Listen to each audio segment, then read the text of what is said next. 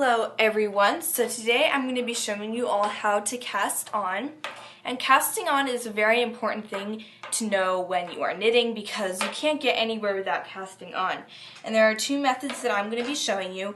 One method is the easiest way to cast on, it's great for beginners, and the other method is if you already know how to knit but you just didn't learn how to cast on, and that is a method that requires knitting in the stitch. It's a little bit more of a professional way to do it. Casting on will of course begin with a slip knot.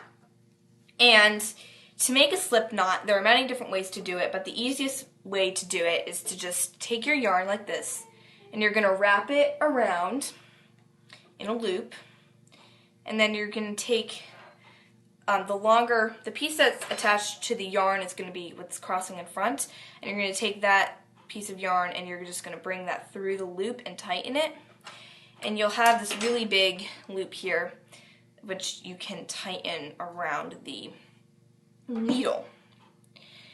And this is what starts casting on. You have to have a slip knot in order to begin your casting on.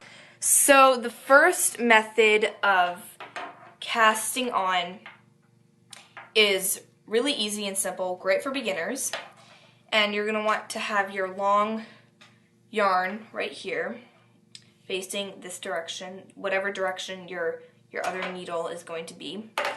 And I'm holding my needle with my left hand, the needle that has the slip knot, but whatever way is comfortable for you.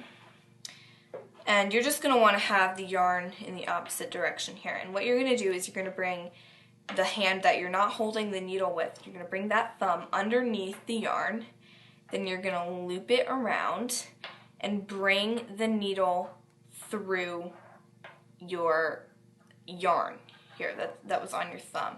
So again, bring your thumb underneath the yarn, and then you're going to loop it around and bring the needle through that loop.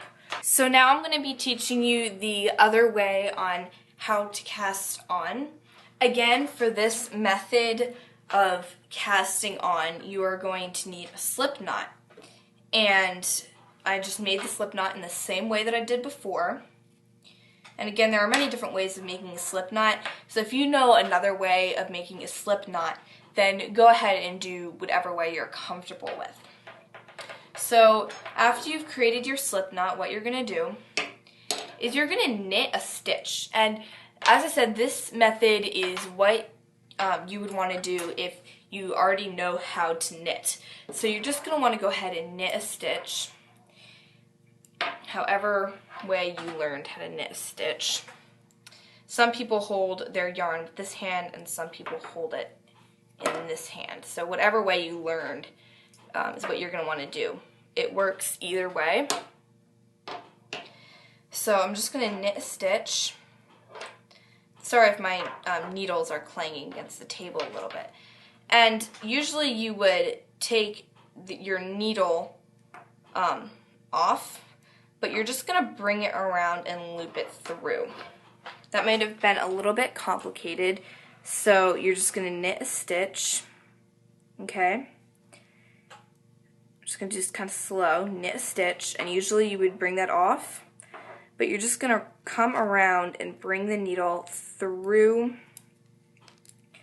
that loop there, okay? Just like that. Knit it, bring it through. Alright, just going to do this a bit more close up. Knit a stitch. Okay, just like you normally would.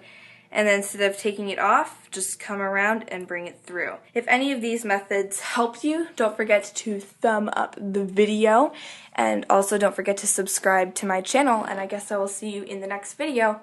Bye!